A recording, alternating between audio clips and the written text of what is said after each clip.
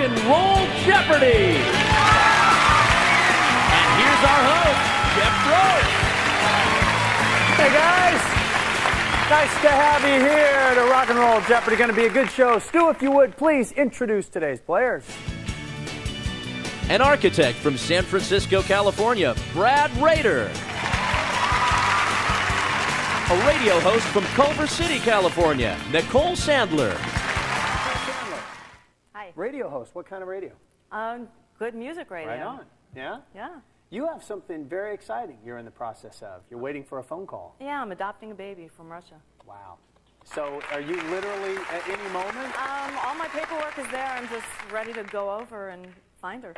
Oh, how Yeah. exciting. Yeah. Well, hopefully you'll have a little I could use the welcome money, gift. so maybe he'll stop answering so many questions and let me win. Somehow I doubt it. Andy, any chance of that? You laying off? Nicole. Sorry. Now, you're also a musician as Yeah, well. I've been playing since junior high school days. So, Really? Which is many many years now. So. Her hair is Harlow Gold, and she's got Greta Garbo's standoff size, but this actress's features made the title. Nicole. Who is Betty Davis? Ooh, way to pull it out. People in Song for 200. Very much alive. How much you want to wager? Well, let's bet $500. All right, for $500, here's your daily double. Mark Cohn claimed he saw the ghost of Elvis in this 1991 hit. What is Walking in Memphis? Yeah, nicely done. You're right back in there on your board. Let's make it City Madness for $500, please. You were smart. Congratulations. $37.99. Thank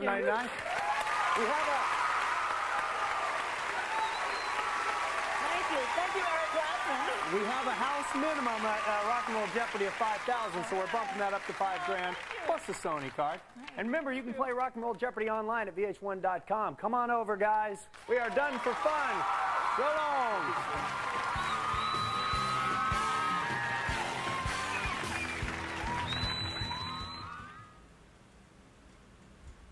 Hey, it's Nicole Sandler. And, well, you're seeing this video on YouTube now only because it's not live. My live streaming privileges have been suspended. Why, you ask? Well, I got hit with 2 copyright violations in the last week. The first was for showing some video from an actual bona fide news event in Chicago in 2013. I kid you not. The show was from 2013. I'm contesting it because I believe it's fair use because it was a news broadcast. We'll see. I'm at their mercy. The second one was for a show that aired in February of 2017. I have no idea what it was, but apparently I played a few seconds of a song. And Universal Music Group has blocked me, and not only blocked the video worldwide, they took my stream down. So while I can post videos still, at least for the time being, I can no longer stream live.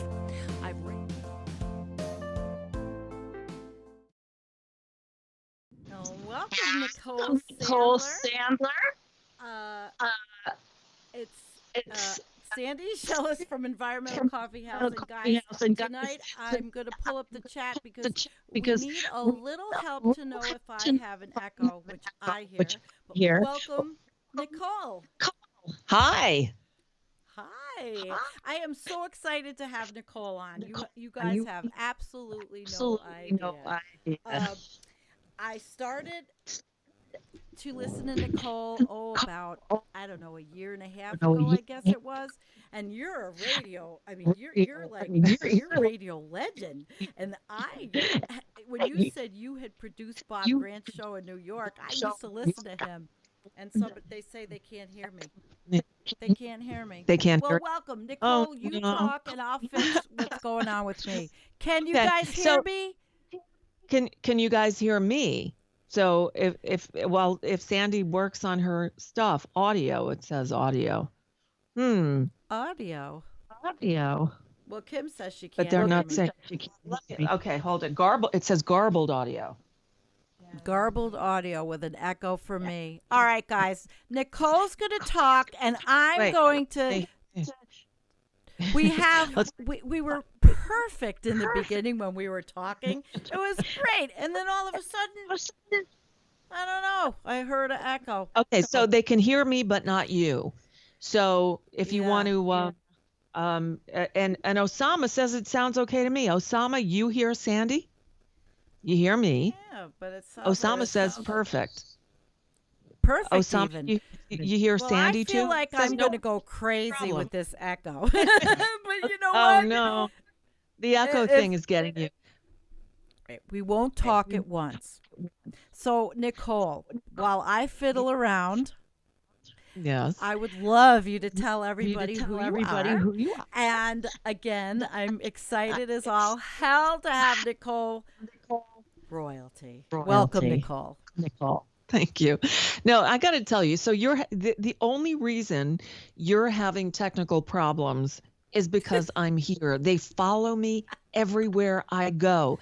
I've been doing radio for 40 years, and I've been doing my own home thing for over 10, and I still have problems. I just got this new board, which I think I finally got it going. I mean, the last few shows have been pretty much flawless, not with laminate.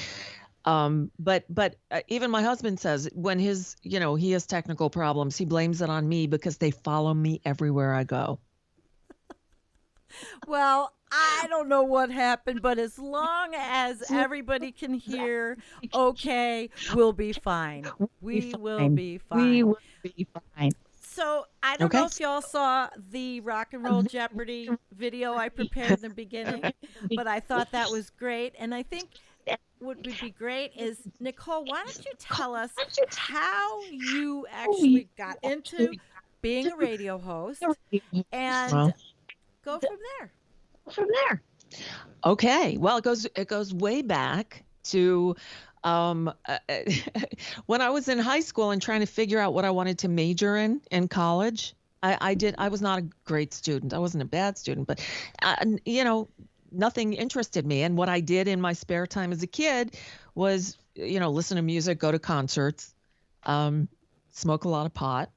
And I thought, and I'm looking through the catalog trying to figure out a major. And I said, broadcasting. I can do radio. I can play music on the radio.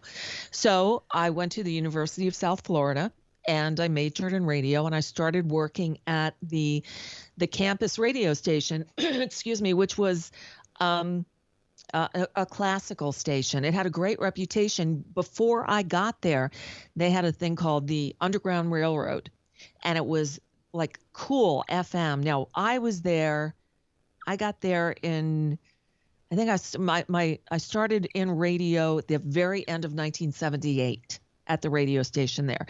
And I think the Underground Railroad was there like at 71, 72, 73, and it was legendary. But the guy who ran the broadcasting department at USF did away with the Underground Railroad. So there was no student programming at all. It was just a classical station. So I worked there. I was running the board for classical shows and things like that. And then student government started fighting back, and they said, we want some student programming on the campus radio station. So they wound up getting 4 hours a week, Friday and Saturday night from 11 to 1. And because I worked there already, I got one of the nights. And the guy from student government, Tracy Cooley was his name, and he got the other night, but they didn't trust him. So we had to pre-record these shows, 2-hour music show, but they would screen them for sex or drug lyrics. Again, this is 1978, 79. Yeah, and we're the same age. Right. So he finally gave up. Once he left, they let me take both nights and do it live, damn it. So I did this throughout college, Friday and Saturday nights from 11 p.m. to 1 a.m. I was on WUSF with the show, we called it Freeform Radio, so creative. And then another station went on the air in Tampa called WMNF, which is still there. It's a big public radio station in Tampa, Florida. But when it started, this must have been 79, I'm guess 79 or 80. Okay. I did a weekly show there, Wednesday nights called After Midnight. So I did these real cool, indie music shows. And then the rest is history. I mean, that's how I started. From there I went to New York. You had asked me about Bob Grant. When so I finished school. I worked at a local station in Tampa for a while, but then I decided I wanted to go to New York. And I went up there. I pounded the pavement. I brought my resumes. I went everywhere. And I got a job offer from WMCA, which was then a talk station, to be a weekend producer, board operator for $8.75 an hour. And I got to tell you, I had a great year. $8.75 an hour. What year was that? New York. This was 1980, 81. That was probably a lot of money. No, it wasn't. It No, was it not. wasn't. It really All right. wasn't. So, I talked to my dad, and he said, "Do it." Yeah, I'm very lucky. I had great parents, and he said, "I will help you for as long as you need it, but if you don't do it, you're going to always regret it." So I went, and after a couple of months, the guy who was producing Bob Grant's show left. So I was promoted and I became Bob Grant's producer. I was this, 22-year-old, how old was I when I got there? Must have been about 23 or so. Maybe. Yeah. And Bob Grant was the talk radio was different then, because we had in the morning, it was a news block. It was a news wheel. It was just like a, constant news for 4 hours, followed by a radio psychologist, followed by a financial guy, followed by Barry Gray, who was the liberal and the theater guy and the cultural guy, followed by Bob Grant, who was the right-wing nut job. Oh, yeah, so you had all these different voices on the same station, and that's what talk radio used to be. It wasn't like conservative talk station and progressive talk station. It was a little bit of everything. Well, So- I remember that. I remember those days. I mean, he used to sit there and he used to say, the United States is going to be a third world country. And he would be screaming it. And you produced him, huh? I did. I'm looking to see. I think I must have audio of Bob Grant in here somewhere. Oh, my gosh. my That goes back a long That's what time. we're talking about. It does. I mean, I was listening to talk radio for a long time, and then I'll never forget when that Rush Limbaugh came on, that big mouth. That changed everything. And I mean, I used to listen in high school to WPLJ, and I used to listen I worked at PLJ.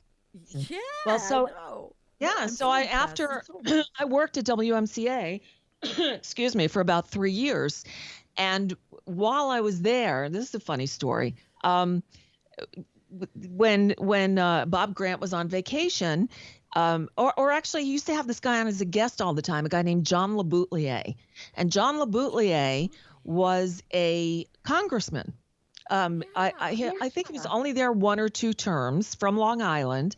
And he was nuts. I mean, he was another right winger. The thing he was known for was he wanted to send all the prisoners to like an island somewhere, like a leper colony, and just ship them all off somewhere.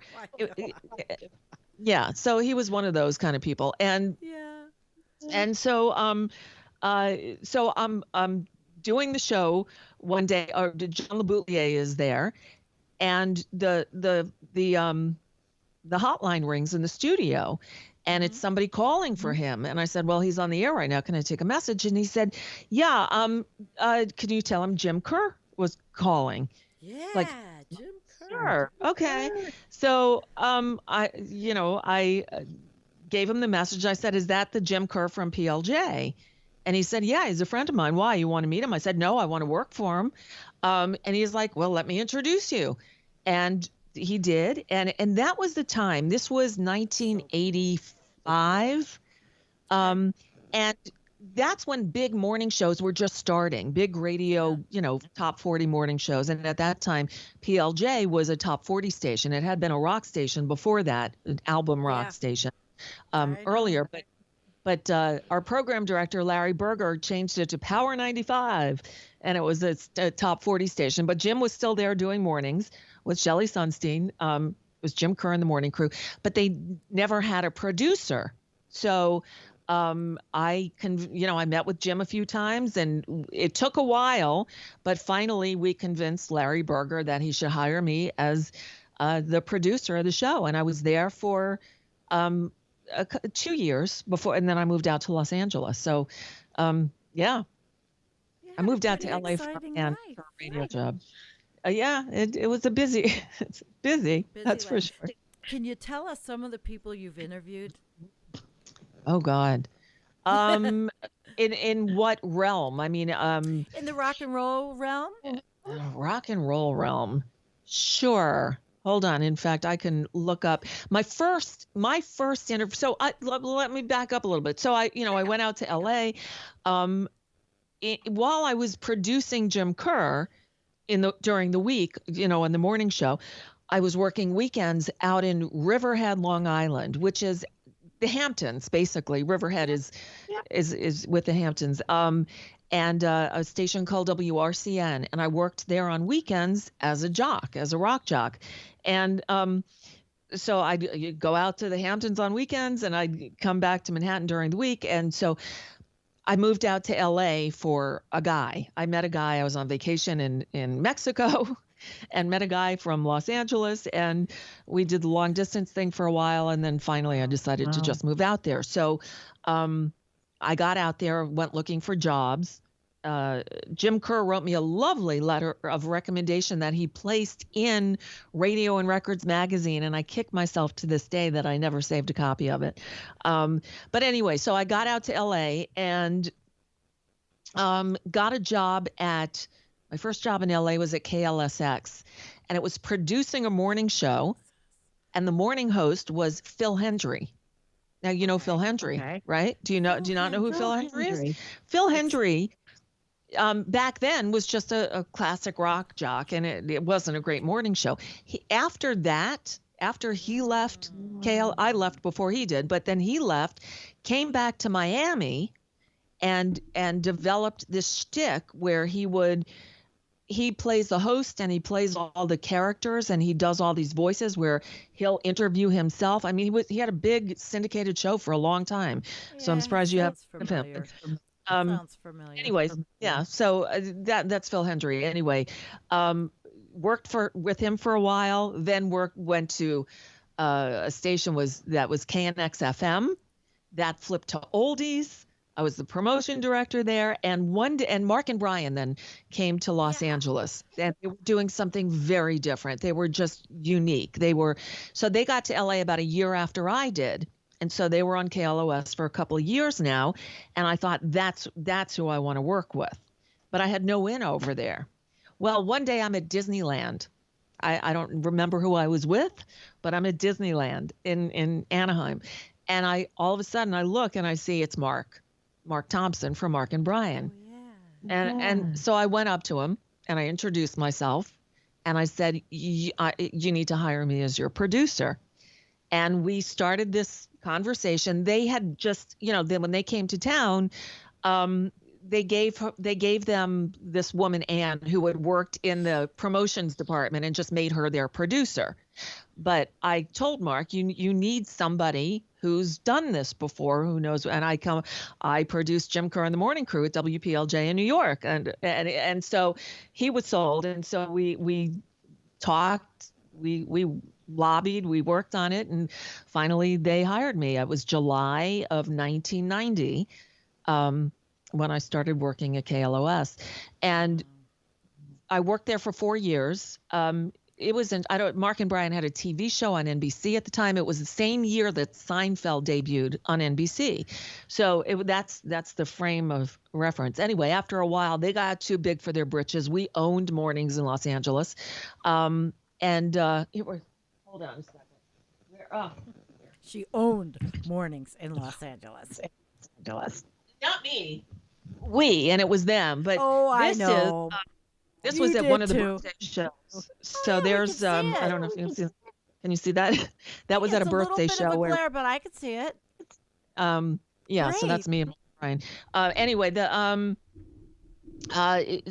so I was already not having fun anymore, and this new music format was starting up called AAA, which was Adult Album Alternative, and there wasn't a station like it in Los Angeles, but there was the big consultant for the format was a guy named Dennis Constantine, and he was based in Boulder, Colorado.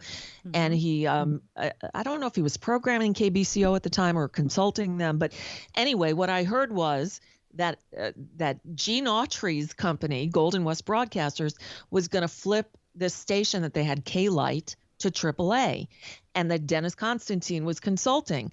So I reached out to him and I said, you know what? No, I'm wrong. I didn't even know the station was happening. I just knew the format was happening, and reached out to him and said, I'm looking, I want to get into AAA. This is the music I love. This is what I want to do. And he said, well, if you're ever in Boulder, let me know and we'll meet. And I said, okay, well, I'll be there next week.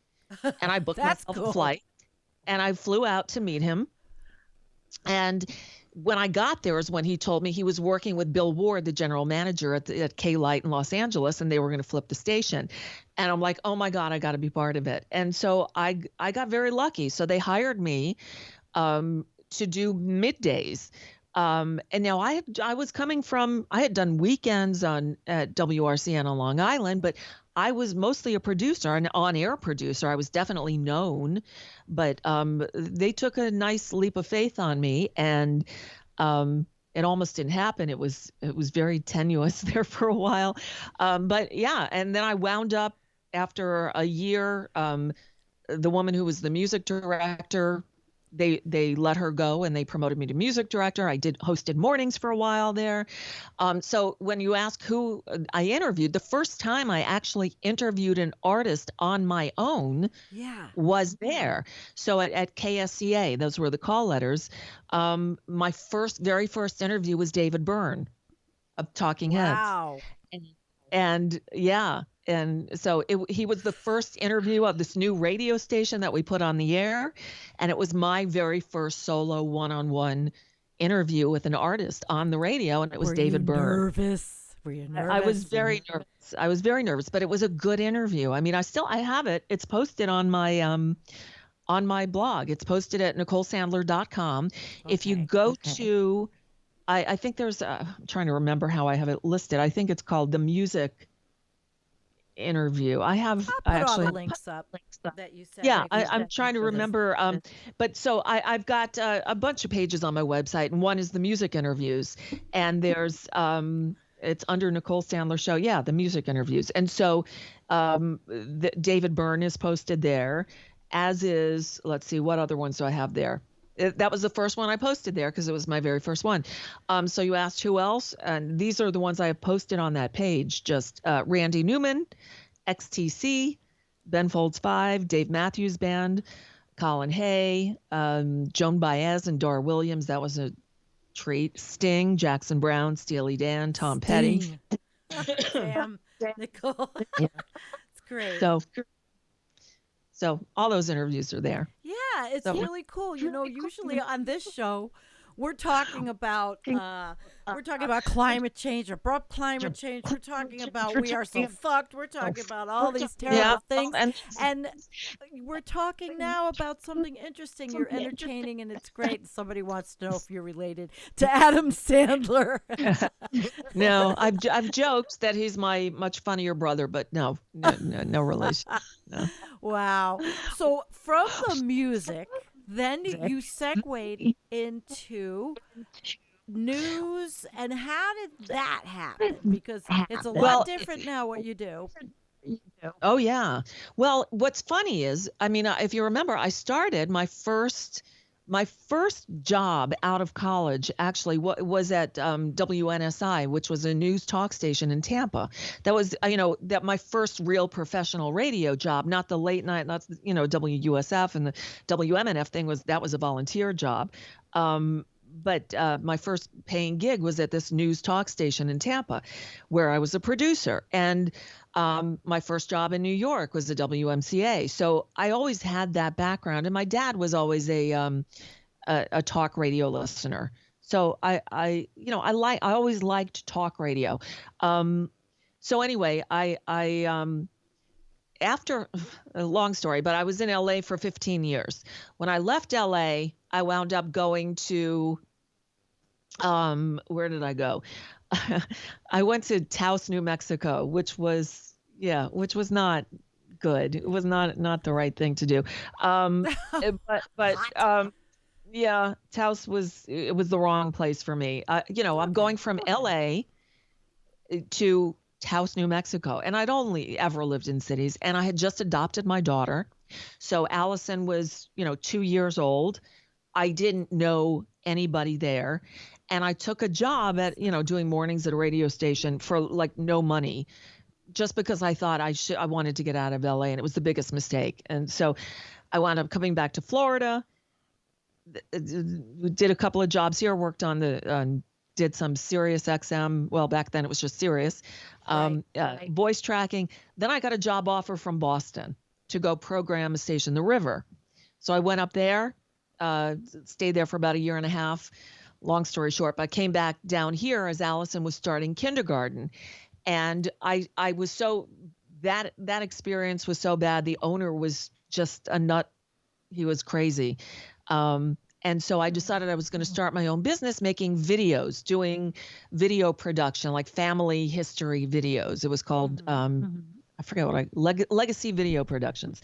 And so I do like A&E biographies of families and stuff, and I really enjoyed, but I hated the selling. I'm not a salesperson. Anyway, during this time, Air America Radio was had started. And down here in Miami, there was an Air America affiliate, WINZ. And so I would listen to it. And I don't know if you remember, Mark Maron did mornings, and it was a great morning show. I love him. His show, that morning show, Morning Sedition, was really good radio. It was really good. So of course, Air America killed it. Of course, Mark Maron has also gone on to much better things. So good for him. I know. I was in L.A. My uncle lived in L.A. from the early 1960s until he passed away, which was, I think, in 15. And I'll tell you what, you were talking today on your show with Laffy about the home prices. Same thing, only it was when the house that he bought for like $37,000 in maybe 1960. I can't even tell you. Oh my gosh, the prices out there. So and my daughter, you have a daughter, I have a 31-year-old. She wants to move to LA. Oh, yeah. I mean, I'd love to, but obviously I can't. I couldn't afford to go back. No, you're stuck in, what is it? Florida, duh. Florida. Yeah. Florida. Yeah. So I lost my train of thought. I forget what I was saying. We were at your career change. So they're right. So Air America is on the air, right? So they kill off Mark Maron's show. And down here, I heard that the WINZ was going to put Jim DeFeeti on in the mornings. Now, Jim DeFeeti had been doing a weekend show there. Jim DeFeeti was a reporter from the Miami Herald who had a good name down here. People know him. He's a funny guy, but he wasn't a radio guy. He's a newspaper guy, and his weekend show was okay, but it needed help. So I called the program director, Peter Bolger. Yeah. And I said, I heard you're, putting DeFeeti on in the mornings. I said that should be good. He needs a really good producer, and it should be me. And so we met, and, he hired me, and I wound up producing the morning show at WINZ. Jim had health problems. So the first time that he wound up in the hospital, I mean, he's a big guy. He's got to weigh 350 pounds. These days he's on the CBS TV station. He's, but he's a big guy. So he's had health problems. And one day he wasn't there. And so I had to go on the air. I had never hosted talk radio before. I'd produced it, but he was gone. So I wound up filling in for him a lot. It was one of those mornings I had to do an interview, and the interview was Norman Lear. So I got to interview Norman Lear because Jim DeFede was out sick. And so it was I got that on tape. It's a great interview. Epic. But after his contract was up, he didn't get along with management. It was Clear Channel. They were assholes. And I remember so that too. they didn't renew his contract, and I was given the job. And I say it that way because this is so typical. So Jim DeFede, I knew he was making $90,000 a year. I was his producer, his newscaster, his sidekick, his fill-in host, and the promotion director of the radio station, and I was making 40. So when they put me all the work, doing all the work, and when he left and they put me in there, I think they might have raised me to 45. So this is Clear Channel. That's how they operate. And I knew it, but it's like, okay, I could bitch about it and lose the job. So I did mornings on WINZ for about a year. Was rising up they gave us no promotion. We were the ugly stepchild of Clear Channel. There were 7 radio stations in the building, 5 FMs and 2 AMs, and the sister station was WIOD, and that was the Rush Limbaugh, Glenn Beck, Sean Hannity station. So they put all the resources on that station. We got nothing. And still, my last month there, they do monthly what are called trends, arbitrends. Mm-hmm. In that last monthly, I beat them. I beat WIOD in the morning for that 1 month. And so I felt like I was vindicated. But it was the Friday before the 2008 convention. It was August 22nd, I think. And I was talking about the convention starts Monday. So I'd signed off. It's like, okay, so starting Monday, we're going to cover the convention. We'll do this, and this. End the show, turn off the mic. And the programming assistant walks in the studio. He's like, oh, Ken wants to see you. I said, all right, well, let me clean up. He said, no, he needs to see you now. Ken's the program director. So I walk back and I'm let go. I'm fired. Doesn't tell me why. Oh my God. But I'd later learn that they were getting ready to flip the station to sports because South Florida needed a 4th sports talk station. Oh, absolutely. Right? Number 4. Of course. And but it wasn't going to be for a while yet. And because they still had to run out the contract on Fox Sports that Clear Channel owned, by the way, that another station had. But they could get Don Imus for 6 months for free. So they replaced me with Don Imus on a progressive talk station, the Air America affiliate, where I was doing mornings. And they put Don. It was the biggest fuck you to the listeners ever. So they ran it for a few months until they had to pay for it. Then they took that off the air. And that's when Rachel Maddow had been on Air America. But by that time, she was already on MSNBC. So they were running the audio of her TV show on Air America. So this station, to save a buck until they could flip to sports, ran that 1 hour of Rachel Maddow's TV show in morning drive every hour. 6, 7, 8, 6 to 7, 7 to 8, 8 to 9. It was just ridiculous. But the good news was that I had met Tom Hartman while I was there, and so he had me guest host for him probably the first week I was gone from WINZ. And then I was introduced to the people at Air America, so they had me start doing fill-in work. I had a home studio with an ISDN line, so I could broadcast from home. And I started filling in there, and eventually they put me on at night from 11 p.m. to 1 a.m. So I got really lucky until the day Air America went off the air. But that's how I wound up back in talk radio. That's how I wound up doing this. And everyone in the chat says you have a fabulous voice.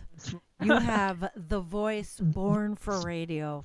And I feel the same way. And guess who's in the chat? I'm one of your mods, and Jabbermocky's here also. I see. So she's here, I'm but looking- Diane's not here. I don't know if I thought she knew that you were going to be on the show. But this has been really fascinating for me. Here, I and for found all something of for us. you. I found something for you. Shoot, I don't know which one it is, but here. All right, see if this sounds familiar. We'll do it live. Oh, that's the wrong one. Hold on. That's okay. That sounds familiar. I'm on number 4. Hold on. 3, 4. Okay, here we go. Life is full of coincidences. Life is full of all kinds of little bits of minutiae. I don't know whether this would be in the category of minutiae, coincidence, or something very profound. I'd like to think it was something very profound. I told you that it was September 20th, 1970, that I began saying the first words, getting myself in all kinds of hot water on WMCA. It was on September 20th, 1982, that this program was guided by a new producer. And it just so happens that another coincidence, and I say this not because she's here, but because it's true, just so happens that the latest one is also the best one. And I'm proud to say that, not only about her, but to her. Thank you, Bob. Nicole Sandler, who came up here from Tampa, Florida. Mm-hmm. I haven't heard what this brought you up here? in years. Why'd you come up here? Because you felt this was the mecca of the communications industry? This is it. The big time. But you'd heard all these terrible stories about New York. Not terrible stories, wonderful stories. Really? Yeah.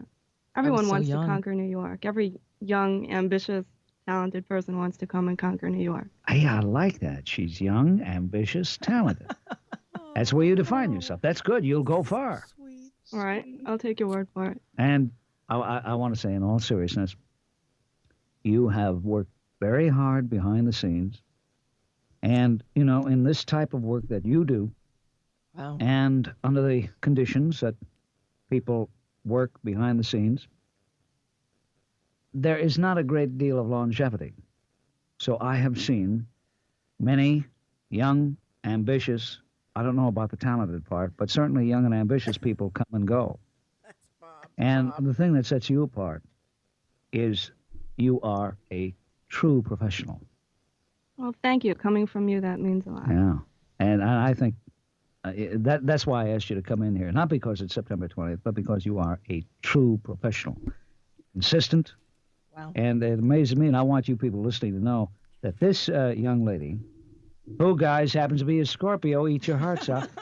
This young lady, I think, is more concerned about the Bob Grant program than maybe even sometimes Bob Grant.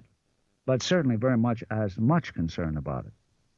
And it shows, and I appreciate it. Okay, so I've got one more clip that's much shorter. That really made me feel nostalgic for New York.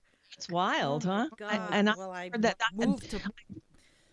I did a search for Bob Grant, and it came up with 2 clips. That was one. Thank you. The other one, I know what it is. I haven't heard it for years either. But here, Okay.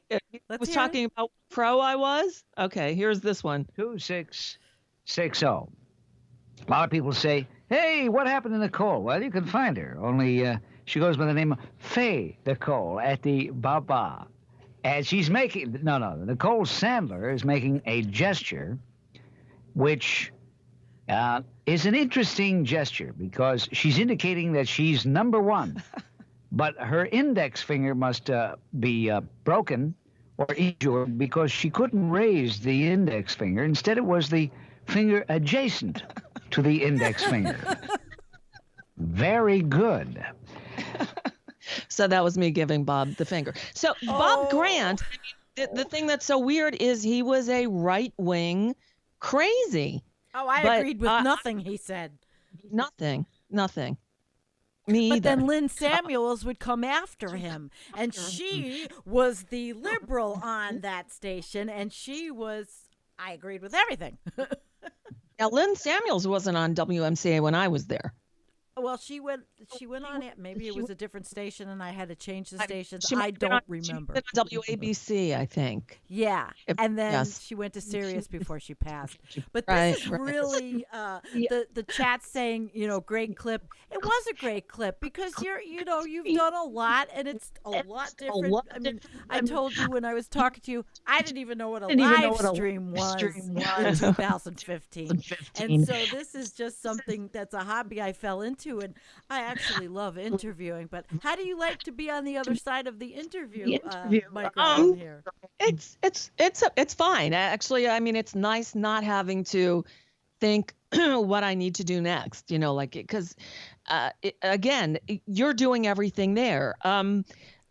When you hear most people do a radio show, especially with all the elements that I have, they have people, they have a producer, they have somebody screening phone calls or doing the engineering or whatever. And I do it all, which is why I wind up screwing things up all the time. But you always have to think 2 steps ahead, Yes, but it's I learned from you, and I know that you've got this great setup and all, and I have like this nothing, but it's still so cool. I'm in awe of you that way. I think it's great, and I love being a mod on your YouTube. It's like I look forward to it every day. Hopefully I can get back on YouTube. I know. You want to talk a little bit about this because we're talking about Nicole. If you saw the beginning video I did, Nicole is not on YouTube Live right now because they have screwed her, and I'm going to let her tell the story. Well, what happened was, YouTube, I don't know how if you get copyright violations. I use a lot of elements on the show, and I get a lot of copyright ID claims, right? So if I play something that has a clip of a song, I'll get a notice that such and such, I'm using their material, so they're going to get either the revenue from any ads that run or stats on the clips that play, whatever it is. But and they all say that this is not a copyright strike. This is not against you. Mm-hmm. You are allowed allegedly three copyright strikes, and then they'll kill your channel.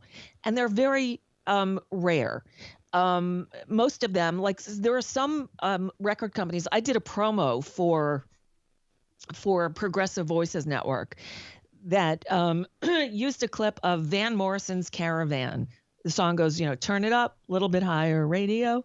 And I couldn't have used more than 15 seconds. Anyway, because of that, and I played it on my show once, the publisher blocked the video. Blocked it worldwide. They still didn't file a copyright strike on me. They just blocked the video because I used that clip, which I think is stupid. Just take the take the money, right? Or take it out. I've had it happen. Right. So this is I crazy. did. So that's what I wound up doing. So I edited out that clip, and it's fine. Well, now it's 2 weeks ago, almost 3 weeks ago, maybe. I get a copyright strike. Like, what the hell is this? And I look, and it's from a video from 2013. Well, this one, and I remembered the clip perfectly because it was a news clip. It was the Chicago teacher strike, and there was this young boy named Ashawn Johnson. Yep. And he gave this speech about Rahm Emanuel and how horrible he was and how they need their schools and they need their teachers and the teachers deserve to be paid. And he was great. And apparently the clip of him that I played, this guy shot. And now 7 years later, finds it in the middle of one of my shows and hits me with a copyright strike.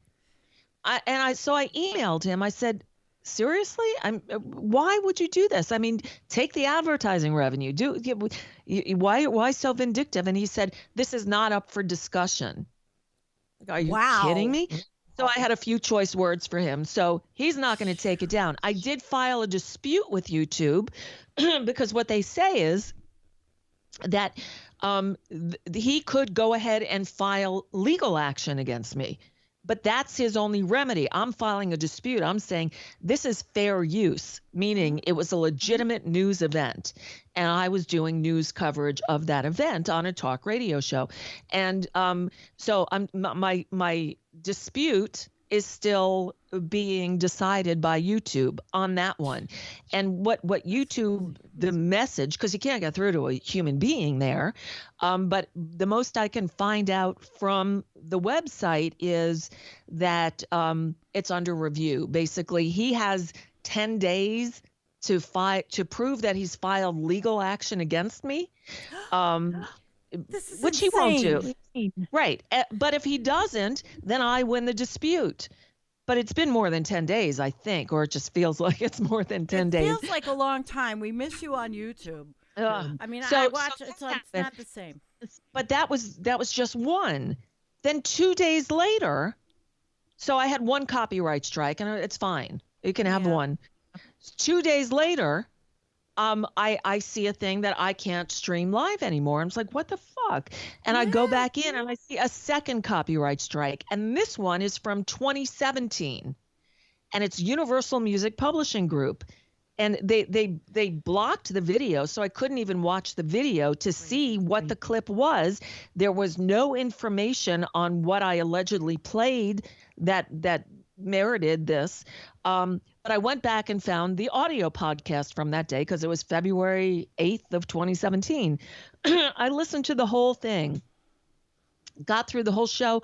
I played no music, but at the end of the show, I played What's News. And at the very end of What's News, the last story I did, it was when Elizabeth Warren on the floor of the Senate read that letter from Coretta Scott King, and Mitch McConnell kept trying to tell her she couldn't do it. And afterwards, he's like, telling the story, he's like, and still she persisted. And remember how that became a whole thing. Still she persisted. And I did that story, and I punctuated it at the end with Don Henley's I Will Not Go Quietly. And for 20 seconds. That's what they got me on. Are you kidding me? They couldn't just, I could have deleted that. So it's 20 seconds. Right. It was no big deal, but that's what they did. And so I can't get through to anybody at Universal Music Publishing Group. Can't get through to anybody at YouTube. I've emailed them. I've said, can you please retract the block? It's killing me. Can't get through to anybody. I tried calling them. And because of the COVID, nobody's in the office, and there's this whole long recording, but I still can't get through to a human being. You know what you have to do, Nicole? You have to tell YouTube that Facebook is letting you on, and that those douchebags are letting you on. So what the hell is wrong with them? They don't care. They don't care. Wow. There's nobody there to care. You cannot get through to a human being at YouTube or Google, and apparently now the Universal Music Publishing Group either. So I tried calling them out on Twitter. I got a bunch of retweets, but they never. Usually, when you call out a company on Twitter, they will respond to you. Nothing. All right, everybody. We have to do a mass call out on Twitter. We've got to follow Nicole and get this going. Jabbermocky says it's because Nicole's an uppity woman to the control freaks at YouTube. Well, everybody's talking about this because I think it's wrong. Now, I'm not monetized. And again, this is a hobby. But I've had copyright infringement, whatever. I've written them back. I've disputed them, and I have said that I have no money. There's no money here. Nobody's making money off it, and I've never had a problem. I think it's that, and it's what else, Nicole? I mean, why would they be doing this? So I've got the one from 2013. It says counter notification forwarded. But that's all it's saying. The content owner who removed your video has 10 U.S. business days to review your counter notification. If they don't provide proof of a court action against you, your video will be reinstated. So the strike was July 8th. So I guess I must have. We should be right there because if it was July, right? That's is it business 10, days? These days. Well, it's kind of So- crazy. And, there's other channels that are way worse than you that have had these problems and they're still on. You're not even, there's nothing wrong with you. You say the word fuck every now and then. Big deal. That's not the problem. They don't care. You can say fuck. They don't care about that. It's the copyright violations. And so I have 2 of 3. If I get a third one, apparently they'll take my whole channel down and and kill all my videos. Well, then you're not going to do that. No. Well, I can't get a third one because I can't stream. Although I can upload videos. I just can't stream live, which is nuts. Oh, yeah, because that's where so many people, and because you changed to 5 o'clock, so many people are coming over from Randy's show to your show. Yep. You were growing a really big audience, and it was getting exciting. And Yeah. we were all excited. So we have to get that momentum back for you. Nicole does the little piece every day. What's news? You would think what's news would be no problem. And that plays on Progressive Voices Radio, right? And then on your show. You have, do you do voiceover also? Yeah. I do. So anybody need a commercial done? I'm available. I have all that stuff on my website. I think I have a voiceover page on my website too. I have everything there. There's so much there. Voiceovers. There's a whole page of voiceovers. There's I mentioned the music interviews, there's writings, there's pictures, there's our adoption story, there's newspaper articles, there's all kinds of stuff there. Jean has a question. She wants to know if you have saved everything, or can you set up on a different site? A new YouTube channel, perhaps. No, because they tell you if you go to a different channel to circumvent it, then you're really dead. screwed. You're really screwed. Yeah, Well, so I we've could gotta go fix somewhere else. this. I could go to what is it? A Vimeo or something, but everyone's on YouTube. People go to YouTube. They're not going to Vimeo to. Unfortunately, and you're already on Facebook, which is where I've been watching you, and you're on the other thing, the Twitter one. What's that? That's Periscope. Right. So I tweet out the link, or it tweets out automatically right when the show starts, right at 5. So all you have to do is click on that, and the video will come up. But there's no chat room, I don't think, with Periscope. At least on Facebook, there's a chat of some sort. Yeah, I'm on it every day. I listen to your show. I wait for you every day because I do other things. If I don't fool around with Twitter, but I wait for you because I know I'm going to hear the news from Nicole Sandler. Snorky is here. Snork Y2K. I've known Snork for years. It's such a small world. Yeah, Snork follows a couple of our channels, and he's extremely bright. He's like the science guy, one of the science guys. Yeah, we've got quite a good following. Well, they call it, the doomosphere, because climate change news, abrupt climate change news is not fun. Right. It is not. It is serious, and I know you understand what's happening because you sit in for Brad and Desi. Desi, Desi from the Green News Report. You've done the Green News Report for them. So no, I haven't done the Green News Report. Oh, you didn't do the? It was just the Brad. No, I haven't done Green News. Yeah, okay, just sorry. the broadcast. Yep. But look at the book that just came in. Can you see this? Oh yeah. Is that David Wallace Wells? No, it's David Remnick and Henry Finder. It's edited by them. It's all right. It's articles from the New Yorker on climate change. So they edited this together. So that's what it just showed up today. So I'm probably gonna have them on the show at some point to talk about the book that's coming out. But if you join the ranks of the doomosphere, you'll have to go through the 5 stages of grief, and we are always constantly going through it. And my show with Jennifer Hines, who is a climate researcher, and she is a methane expert and has done stuff on that. We do this every Sunday night, and we talk about what's going on in the Arctic because no one else does. People in our genre, but no one on the mainstream media is talking about the ice melt and the things that are going on there. It's quite serious. So we cover the gamut. I have Antonio and Reed, who is a very young activist, climate activist, but a political activist. And we have a meteorologist, Nicholas Humphrey. So we've got a pretty good team on this little channel. And we have great people that follow us, and a lot of them follow you. But I think you'll probably get some new people following you, I hope. Cool. That'd be great. So we have been on for almost an hour, and this has been a fascinating hour of not talking about the fact that WASF, that's our call letters. You know what that is? No. WASF. We are so fucked. Oh. Those are the call letters of all of our in this genre, all of our channels in this genre. But that's the long term. We still have a short term. And while we have today, and we're waking up today and tomorrow, we might as well fight for what we want. And that's where I agree with you politically. I think we're really on the same spectrum. So have you got anything you want to talk about, or anybody have any questions out there for Nicole? No, Osama's here, and we have. But that's really cool that you know Snork. Wow, that's wild. I know, small world. I've known Mitch for years. I think he goes back to the Air America days. Wow, that's great. Well, listen, I want to thank you because this has been great.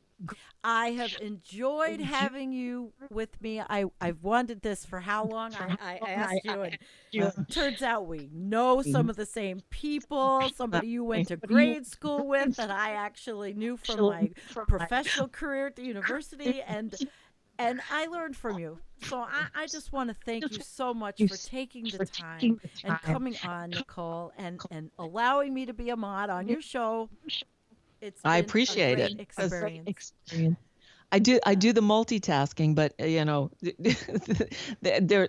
and I know keeping up with the chat while you're doing a show is crazy. So I do appreciate the moderators, because we have some crazies that come and And I appreciate mine too. Oh, wait, there's one more question Jabbermont. If Nicole could interview anybody she hasn't yet, who would it be? Wow.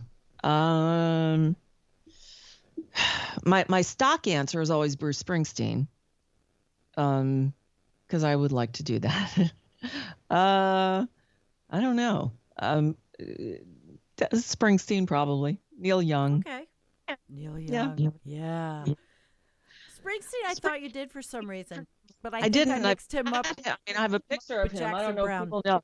If you could, Jackson Brown, I've done. But just like it's nothing. Here's Bruce. Let's see. This is my Bruce picture. Oh, wait, I'm in the way. Can you see?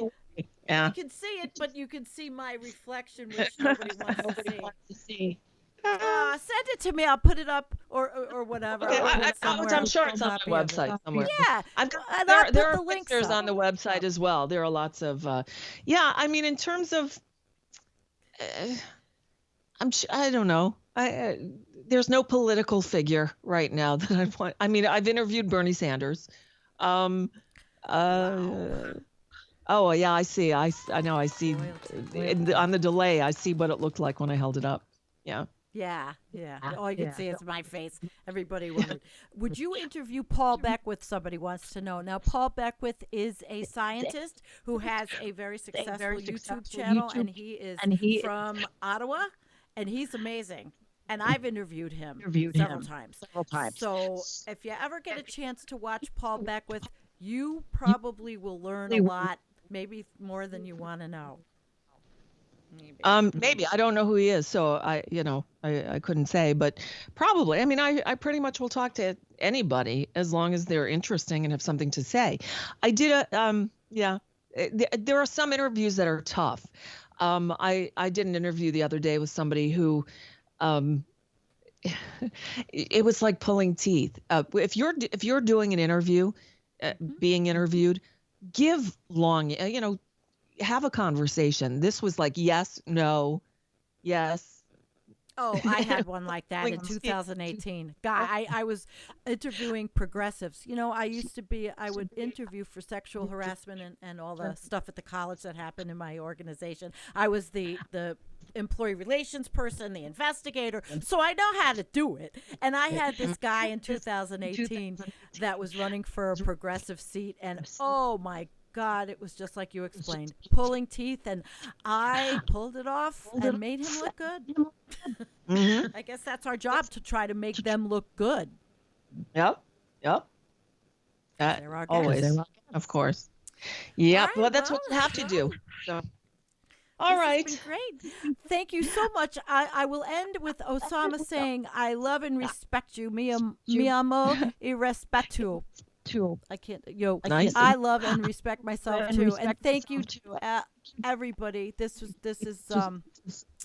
great. Nicole, I will see you tomorrow afternoon on your show. I'll probably we be have on Elise Facebook. Hogue coming in. Elise Hogue, who is the president of NARAL North America, and she's got a new book out that I haven't even looked at yet. So. Oh, that's a wonderful person tonight. to have. That's Yeah, great. she's great. So I know there's I plenty used to talk to her about. I used to go protest with my kid in the carriage at those things. Oh my gosh. But yeah, this has been wonderful. And guys, Thursday night I have Jim Massa from Alaska, Science Talk with Jim Massa. So please join us. That's going to be at 9 o'clock. I know you guys get crazy with my time changes all the time, but it is Tonight what was it my is. fault because I'm usually asleep by now. Yeah, well, it was great. Thank you, Nicole. Everyone, peace out. I'm going to play Nicole's video if you didn't see it, because it's really awesome.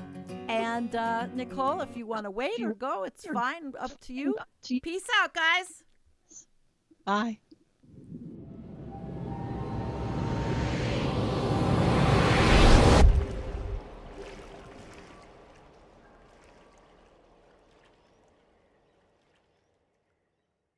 Rock and Roll Jeopardy! And here's our host, Jeff Rose. Hey guys, nice to have you here to Rock and Roll Jeopardy. Going to be a good show. Stu, if you would please introduce today's players. An architect from San Francisco, California, Brad Rader. A radio host from Culver City, California, Nicole Sandler. Hi. Radio host. What kind of radio? Good music radio. Right on. Yeah? Yeah. You have something very exciting you're in the process of. You're waiting for a phone call. Yeah, I'm adopting a baby from Russia. Wow. So are you literally at any moment? All my paperwork is there. I'm just ready to go over and find her. Oh, how exciting. Yeah. Well, hopefully you'll have a little I could use the money, gift. so maybe he'll stop answering so many questions and let me win. Somehow I doubt it. Andy, any chance of that? You I have no laying chance, off? Nicole. Sorry. Now, you're also a musician as Yeah, well. I've been playing since junior high school days. So, Really? Which is many many years now. So. Her hair is Harlow Gold, and she's got Greta Garbo's standoff size, but this actress's features made the title. Nicole. Who is Betty Davis? Ooh, way to pull it out. People in Song for 200. Very much alive. How much you want to wager? Let's bet $500. All right, for $500, here's your daily double. Mark Cohn claimed he saw the ghost of Elvis in this 1991 hit. What is Walking in Memphis? Yeah, nicely done. You're right back in there on your board. Let's make it City Madness for $500, please. You were smart. Congratulations. $37.99. We have a...